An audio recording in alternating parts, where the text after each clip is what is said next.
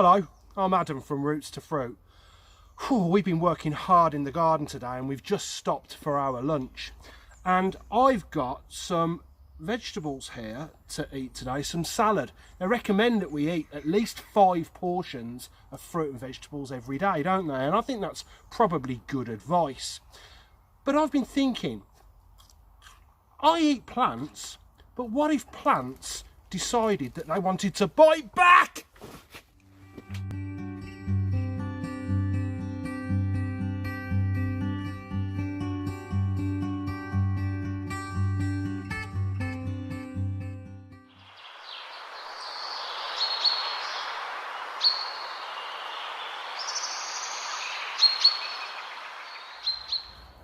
When we think of the word carnivore or carnivorous, it tends to conjure up images in our minds of lions and tigers and rampaging and roaring dinosaurs perhaps.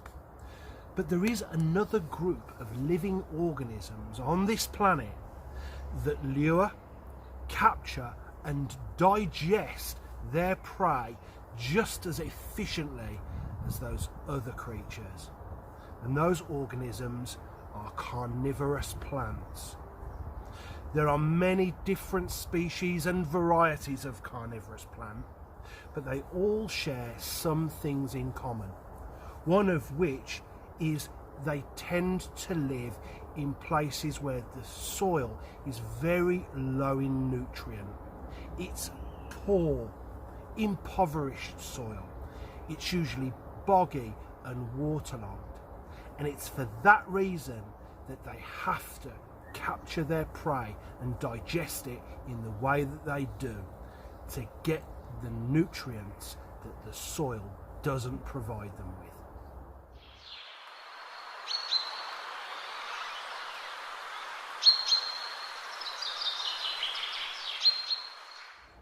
And though there are lots of different varieties and types of carnivorous plants, I'd like to talk to you in this film about 3 different ones. The first being the North American pitcher plant, otherwise known as the Sarracenia.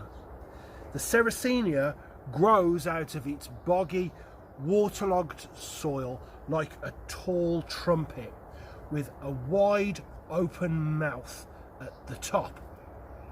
The Sarracenia plant is brightly and gaudily coloured often, and it's that, along with a sweet nectar, that attracts its prey, usually insects. The insect lands on the plant and makes its way around the top edge, this open cavity here, taking the nectar as it goes. The thing is, it's a very slippy surface on there, and more often than not, the insect will lose its footing and fall into the tube below.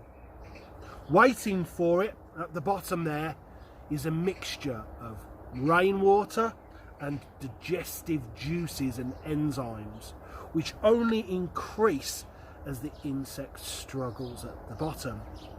Once an insect has fallen into a pitcher plant, a Sarracenia, it's very unlikely it's ever going to get out again.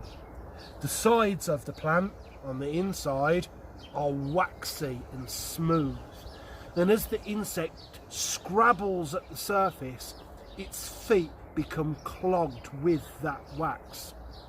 In addition to that, the Sarracenia has hundreds of tiny downward facing hairs that prevent the insect from crawling out again. Once the insect is fully digested over a period of days, it turns into a nutritious soup that the plant absorbs, enabling it to grow. In fact, just last week, I cut off one of the pitcher trumpets on one of my Sarracenia plants as it was starting to die back. And out of the bottom of that pitcher plant poured that bug soup that the plant had made. And it resembled something that looks like what you might produce from your nose. when you have a cold.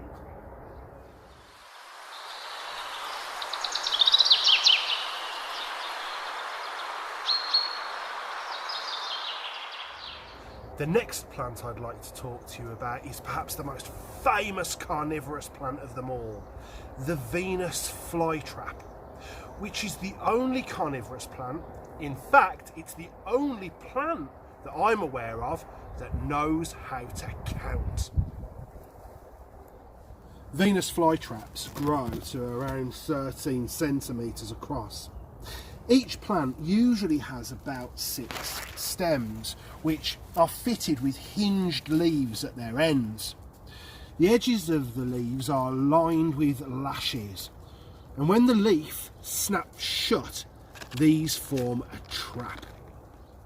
The most interesting thing about the Venus flytrap is how it eats. Flytraps lure their insects by the reddish pinkish lining in the leaves and by secreting a sweet smelling nectar. Once the bugs have landed on the jaws of the flytrap, it doesn't clamp down and close straight away. There are sensory hairs called trichomes on the inside of the leaves, and when the insect lands on one, essentially the plant is starting to count. It's counting movements from the insect. There must be at least 2 movements from the bug in a 20-second window, or the leaves won't close. The plant doesn't want to waste energy closing on anything that might not be a meal. Imagine if some leaf litter or other debris blew into the plant, it wouldn't want to close because of that. And so it's waiting for the bug to move again. On that second movement, the plant closes its jaws in under a second by snapping shut. The lashes on the edge of the leaves work just like jail bars. They knit together to prevent the insect from escaping. But inside the leaf, the insect is wriggling. It's struggling to get free. And that's the third movement that the plant is waiting for, so that it knows that it can start to introduce digestive juices to break down the bug. After 5 to 10 days, the plant will have finished eating, and it will reopen, and the parts of the bug that it couldn't eat will just fall out, and the plant is ready to go again. So, as you can imagine, all of that opening and closing that's done by the Venus flytrap requires a tremendous amount of energy to be expended by the plant. And it gets that energy from the insects and other living creatures that it's capturing. So that's why it's really important that if you ever keep or ever see a Venus flytrap, that you don't trigger the leaves falsely.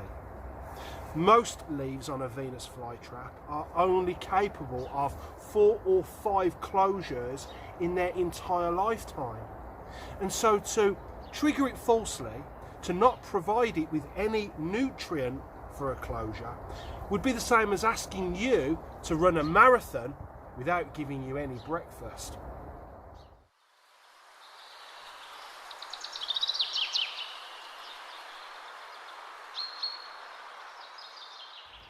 As well as luring, capturing and digesting living things, the Sarracenia and the Venus flytrap also share something else in common, and that is they are both native to North America.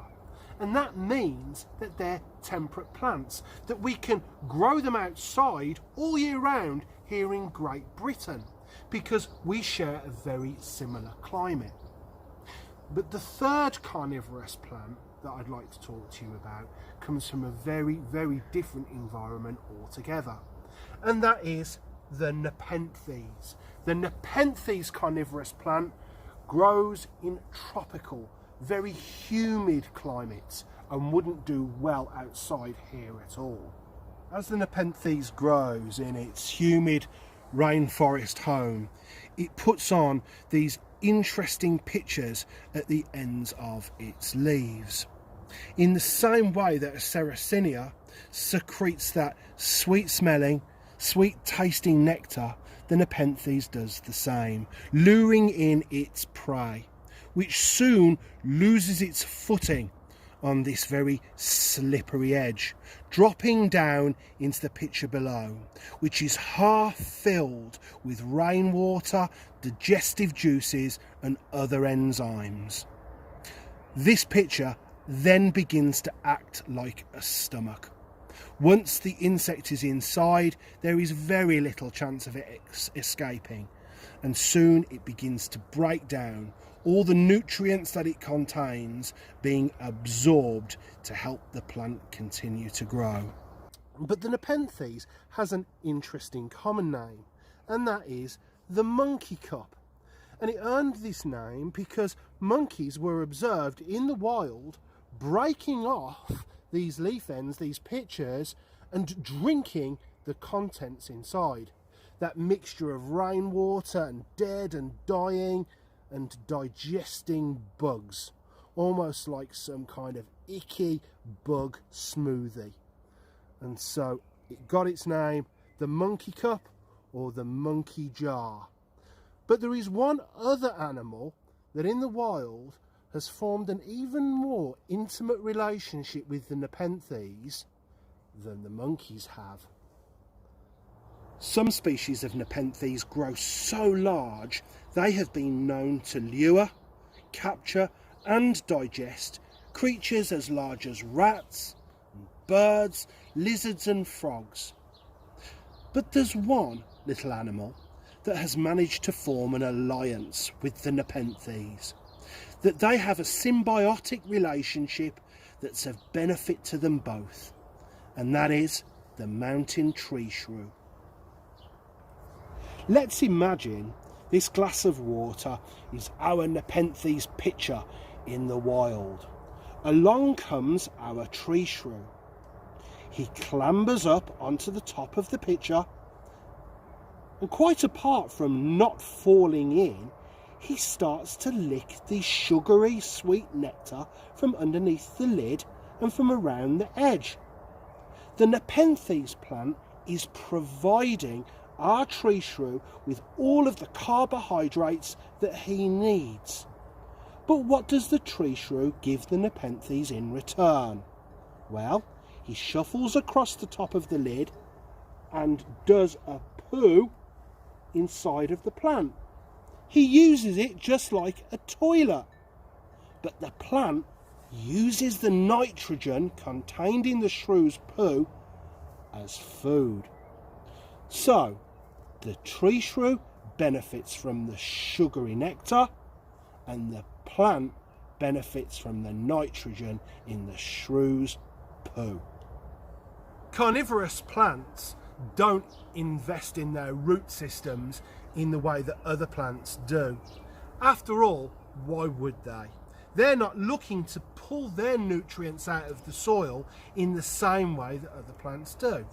No, they get their nourishment from the things that they can lure, capture and digest.